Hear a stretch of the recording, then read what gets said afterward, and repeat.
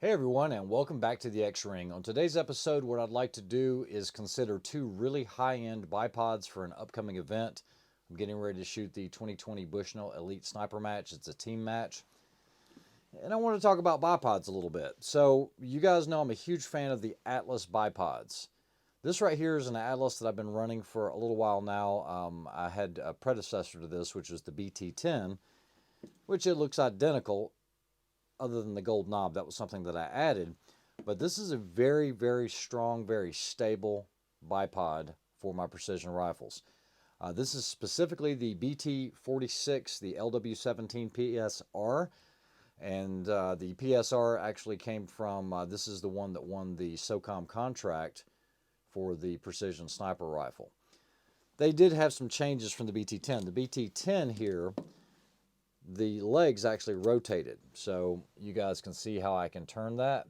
And they didn't want rotating legs. Another thing they did was they actually added stops. Okay, so you guys see this little area right in here, and on the back side you'll see one right in here.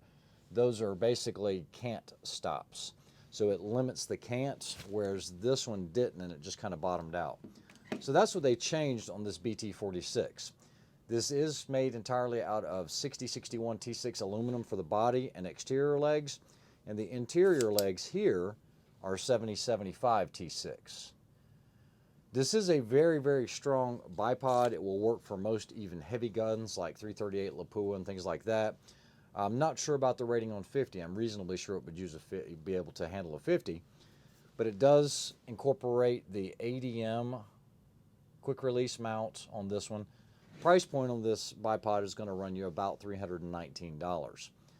It does have panning and it does have cant. And the way you're going to adjust that is with this little knob here. It is a knurled knob, a little tough to manipulate, but I'm going to show you how it's strong because it's not on a rifle. It will actually pan like this, and then you also have cant, which it will rotate at an angle like that.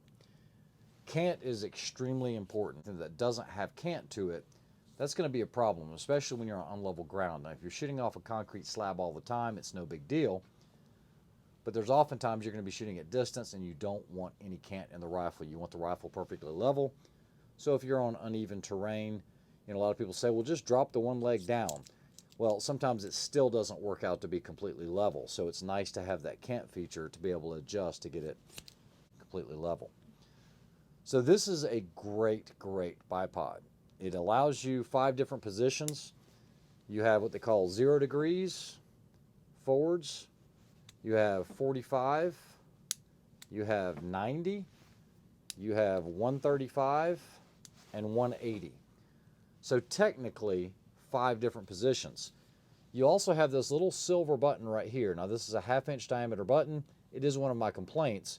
But you're going to press it so that you can get it to lock into position. Once it's there, it's there. In order to extend the legs, you do have to reach up. You can't just pull it. You have to reach up and pull this knurled knob downwards. Once you do that, now you have all of these stops here.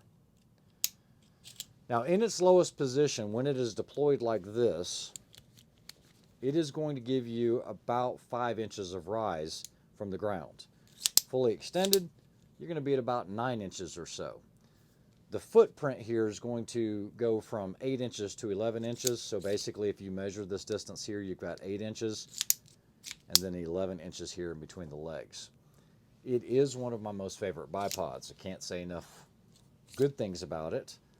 It does come in at about 13.6 ounces.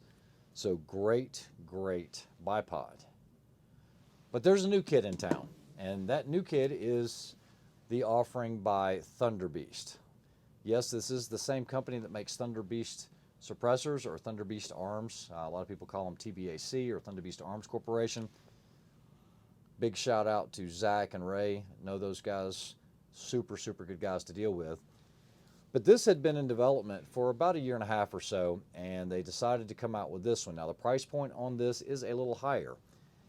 The MSRP on this is $395, but just like anything Thunderbeast, you're only going to get premium materials. Let's go ahead and start at the top and work our way down. So once again, you're going to see they employ the use of an ADM mount just like the Atlas. So same there, no big deal. As far as the elevation, from here down to the bottom, you're going to be about 6.5 inches. So it is about 1.5 inches higher. And then when you deploy the legs, you're going to be at 9 inches. One of the things, a couple of other things that I like about this is, number one, if I need to deploy the feet quickly for extra length, all I have to do is press this lever here, okay? It's very similar to what you might remember in like a Harris, or if you've ever used a Harris. And all of these notches here will allow you to micro adjust it for where you need it, okay? The difference is these legs are titanium, okay? This only uses stainless, aluminum, and titanium parts. The interior legs are titanium. This is rated for 50 BMG. So we know it is a robust, solid bipod. This right here is going to be your cant lock. So basically, right now it's free to cant. You guys can see that. But if I take this and throw it down, which I would do that from the other side, I'm just doing this to show you, it is locked and it's not going anywhere. As far as positions, on the positions on this, you're going to have 0 and 90. Well, let's watch that again. 0, 90. So we don't have the 45 there, but there's a way to get it to do a 45, but we can't go rearwards either. But the big thing is I don't have to press a little button to get it in position. This has a quick release. And if you guys can see right here, it has a notch, but that notch is rounded.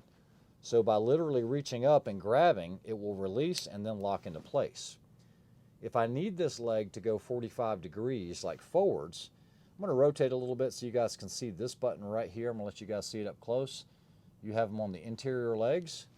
What you can do is once you deploy it to 90, you press that leg, and now you're locked in at 45 degrees. So there's two mechanisms here. The one allows you to go to 45, the other one to 90, just like that. The other thing you're going to notice are premium coatings. This is premium coated with Type 3 mil-spec hard coat, but this will also have, on any of the stainless parts, it is going to be nitrided. On any aluminum parts, it's going to be Type 3 mil-spec hard coat. And then, of course, the titanium is PVD coated, so big kudos to them on that. All right, let's get down to the nitty-gritty. This does not pan. Now, they looked at it as a benefit because a lot of times when a bipod pans, then what happens is your rifle will fall over, okay? I see it happen quite often, and Thunderbeast said, no panning on this, doesn't let your rifle tip over. So it's great because most of your guys that are shooting PRS and everything else, those guys aren't shooting moving targets, so they don't have to pan for moving targets.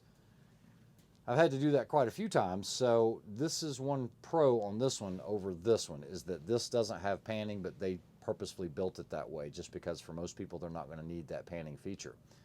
They both have cant. As far as the closed position, what I do want to show you is the Thunderbeast is quite a bit wider. Okay, hold on, give me just a second. So if they're hanging on the bottom of the rifle, you will see one is definitely wider than the other one. This reminds you of something out of Star Wars. All right, so it is wider. It also has a wider footprint because of this portion right here. This also weighs in a little heavier. I think this is 14.5 ounces. So you're looking at about 1 ounce, about 9/10 of an ounce heavier. The weight is actually negligible on it. But one of the more unique features that I like about this is that I can add extensions and add feet without tools. I can also do the exact same thing with the Atlas, but you're not going to do it in a hurry. You're going to have some type of tool. You guys are going to notice that little indentation right there. I have to take a tool or something very, very small and press that in.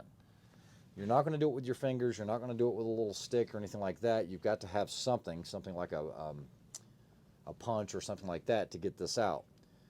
So that's the one downside. This does have rotating feet. These stanchions don't turn, but whenever you rotate this, it will turn.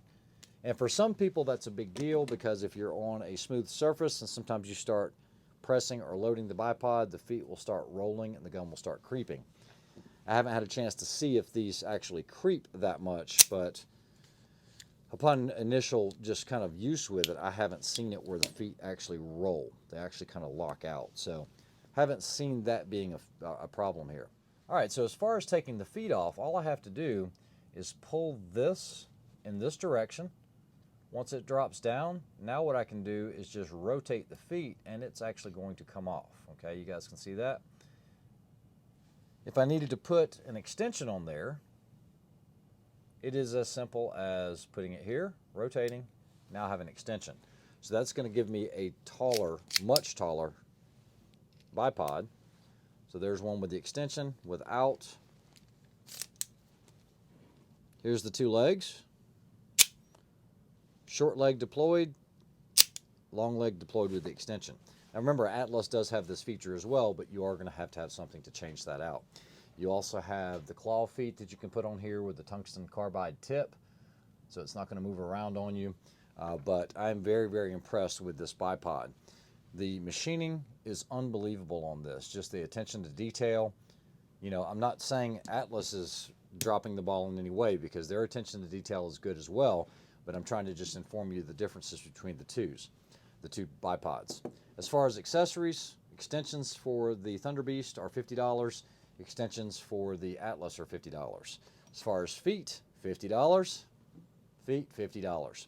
So at least the price point is pretty close, and just remember the overall price point for the Thunderbeast is just slightly higher than this. All right, so we have two similar rifle setups as far as weight and everything else, and with the Thunderbeast, the footprint on the lowest position with no legs extended is right at 9 inches wide. It is exactly 9 inches. If we move it over to the BT, whether it's the 10 or the 46, they're the same, you're going to have a little less than an 8-inch footprint. You guys can see that. So that's the difference when they're in the lowest position. When you go to the tallest position, let's see what so in the fully extended position, the Thunderbeast is going to come in with a 12-inch footprint, and the Atlas is going to come in right here at a little over 10, about 10 1/4 or so. As far as the height of the rifles, they are almost identical. There's very little difference, or at least it's within a ½ inch or so. But these are the things that kind of make it important, especially for stability, left-right. I'm also going to move this so you guys can see what I'm talking about here at full extension with the Atlas. So with the Atlas, you guys see how those legs are kind of torquing in? It is definitely a lot more noticeable when you are doing it live, and on the camera it's hard to catch that. On the Thunderbeast, I have no movement like that. As far as flexing forwards and rearwards, we do have about an inch or so of forwards-rearwards movement, but that doesn't bother me because you're going to be loading either of the bipods. If I do that with the Atlas, you'll see it is just as much, if not more, on the movement there. So you should be loading those bipods anyway.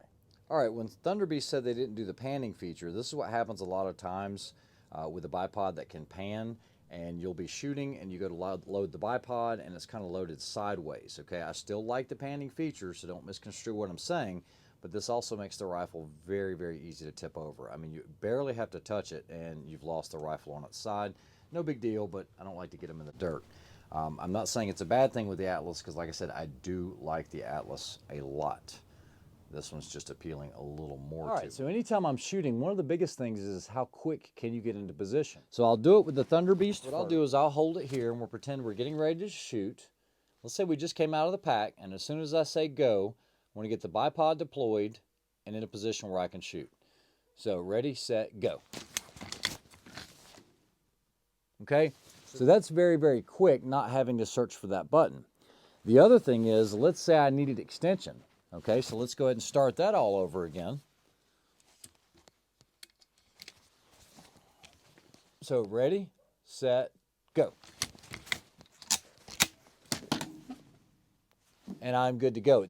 Okay, one thing the Atlas wins on is the width here, because it is more narrow, it is a little more compact, would fit into an Everly stock a little better. But we're going to do the same thing. 3, 2, 1, go. Now that's pretty quick because I practice with it quite a bit. We're only talking fractions of a second, but that's how matches are won. Let's check it another way. 3, 2, 1, go.